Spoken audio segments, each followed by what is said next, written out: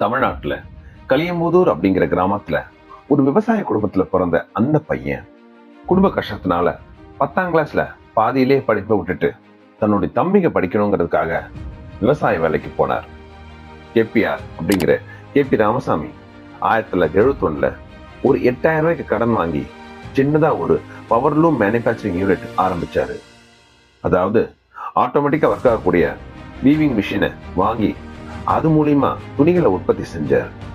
1984 KPR தன்னோட தம்பிகளோட சேர்ந்து KPR mills அப்படிங்கிற கம்பெனியை உருவாக்கினார். ஒரு ட்ரெஸ் தயாரிக்கிறதுக்கு தேவையான எல்லா பொருட்களையும் அவங்களே உற்பத்தி செஞ்சாங்க.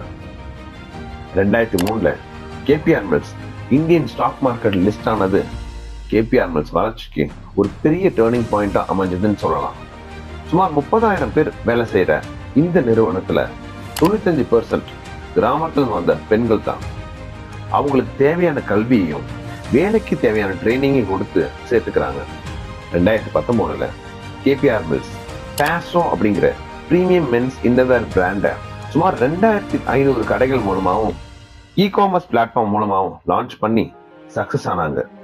இந்த வெற்றி ராமசாமி அவர்களுடைய இனோவேட்டிவ் திங்கிங்கையும் தன்னம்பிக்கையும் அவரோட லீடர்ஷிப் குவாலிட்டிஸையும் நமக்கு சொல்றதுல எந்தவித சந்தேகமும் இல்லை.